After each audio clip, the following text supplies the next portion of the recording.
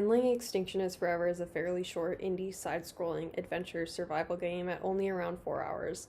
However, it is nonetheless both a visually striking and emotionally impactful, some might say devastating, experience.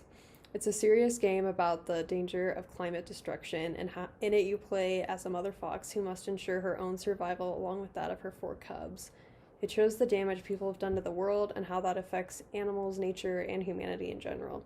The environmentalist message of this game is really clear. The 2 goals of the game are really to keep your pups alive, finding food for them, and protecting them from the various enemies and predators that you come across, as well as finding your lost cub who is taken from you quite early in the game.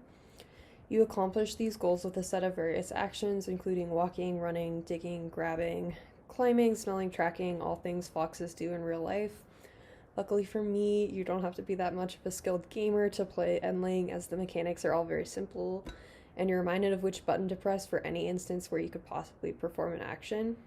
For the goal of keeping your pups alive, you must find shelter so that you could sleep every day. There are 3 total across the map, which you unlock as you progress in the game and move into new areas. In working with the game's theme, the shelters get progressively less sheltered feeling.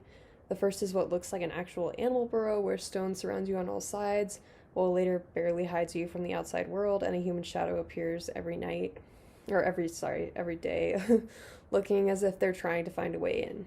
As you head out every night, your pup's hunger meter appears in the corner of your screen, something you must be ever conscious of as you work to find more food for them, which gets progressively more difficult the more the game goes on.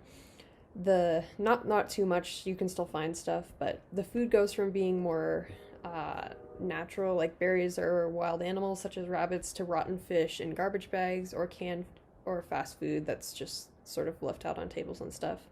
The artificiality and unhealthiness of this ruined world is reflected in your hunting options, which I thought was a great sort of subtle touch to further reinforce the game's core message. You also have a night meter showing how much time you have left to feed your pups within or track your lost pup before the dangers of the day reappear. It puts quite the time crunch on your fight for survival as they go by rather quickly. This works to make the player feel sort of anxious. I know that I certainly felt that way playing it. You have so much to do every night in order to survive in this really depressing and dangerous world. Failure means death for you and your pups, and if one of them dies, there's nothing you can do to bring them back except for starting a new game save. In terms of tracking to find your lost pup, Endling, a game without any dialogue, presents the player with some great visual storytelling. Over time, you construct the story of your lost pup as well as that of the people who captured them. Well, at first I felt very angry at this man who had just stolen one of my cubs. Over time, you come to realize that he was really just doing it for his own survival and that he's driven by the same goals that you are, which are protecting his child.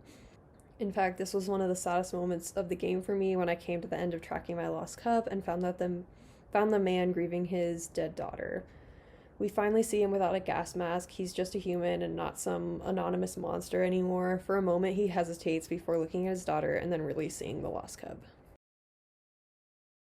The theme that although humans have certainly caused this apocalyptic world of Endling, that they are suffering just as much as the animals, was something I thought was really genius.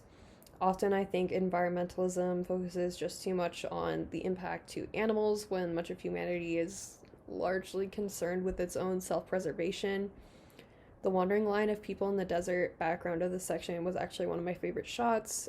Just like the Fox family, they're all hopelessly wandering forward, hoping to find this better place, and they do seem, this is kind of an aside, but they do seem to find a better place in the end, when the Fox family goes underneath that fence. There's a forest there and it looks really nice, but we never get to see that forest because that's where the Fox family sort of ends their story. That being said, I do think it's very easy for the player to emphasize with the mother fox they play as. All your goals are centered around your pup's survival, and it certainly helps that they are downright adorable. Just look at them.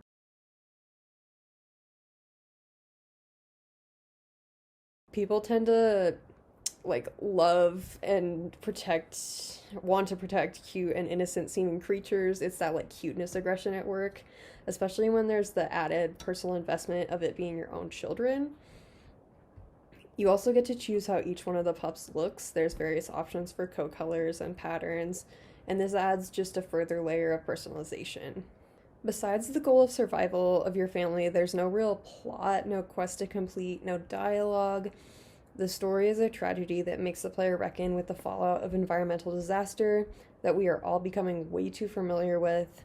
At first, I thought I was sort of like playing the game wrong because of the just sort of lack of overall instructions I received, but then I realized there's like no set way to play the game right. I know because I was watching other playthroughs, I know I missed like the story with the badger. I totally missed that in my playthrough, but you do what you have to each night in order to make it back home again. The notion of doing the right things seemingly like becomes meaningless in this ruined world.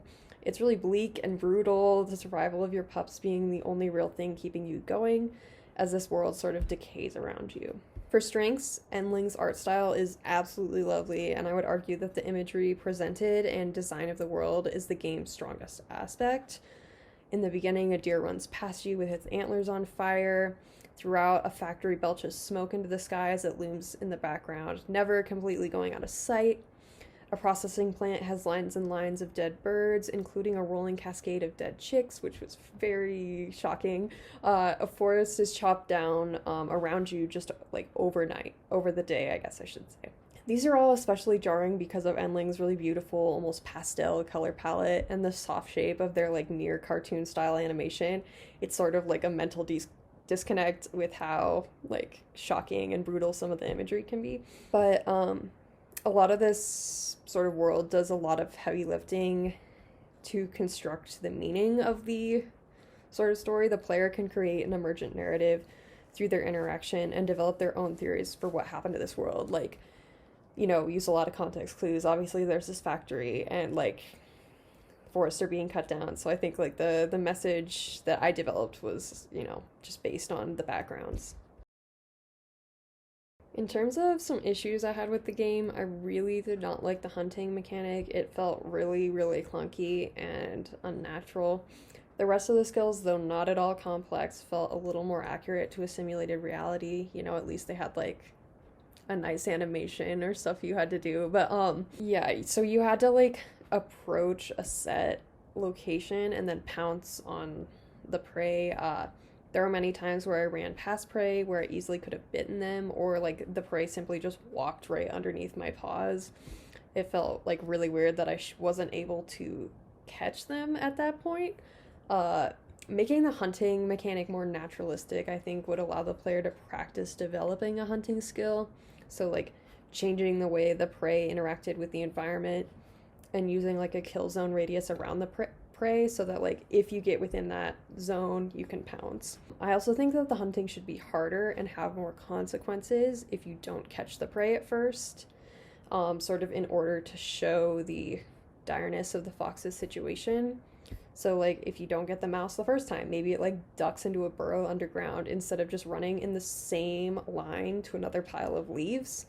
I also would have changed the HUD slightly so that the night meter was always visible, as it only appears at, like, certain parts of the night in order to show how much is left. So it'll, like, show, like, oh, you start out with full night and then, like, 75% halfway, blah, blah, blah.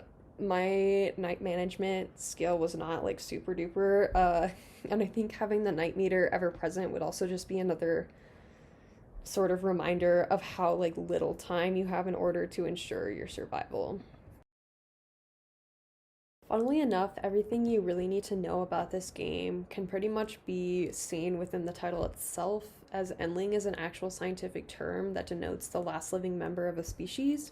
There are a number of endlings if you just Google them, like the passenger pigeon. And then another such is the thylacine or Tasmanian tiger that went extinct sometime in the 1930s. And fun fact, they are currently trying to clone the thylacine and like see if they can recreate the species because we know how well that works. And also, I don't know if this is just me, but I think that because this creature died because of human intervention within their like climate and pretty much like they were hunted and like kept in captivity, I kind of think that we should have to live with the consequences as humanity.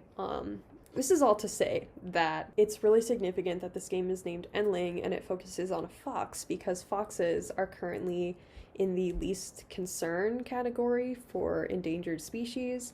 So to have foxes be an Endling species, that means a whole lot went wrong. I think that's really genius that they chose a fox for this game because, first of all, it's something like it's very common to us here in North America. I know that in my neighborhood where I live, I'm kind of in like up on a mountain. We've had a fox family in our neighborhood for years. It's actually really cool to see. And like the idea of that being like the last member of its species.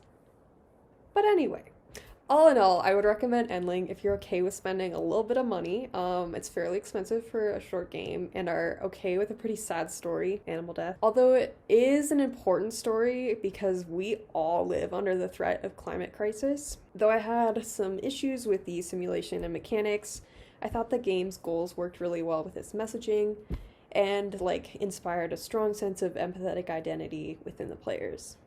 Except the furrier. All my homies hate the furrier.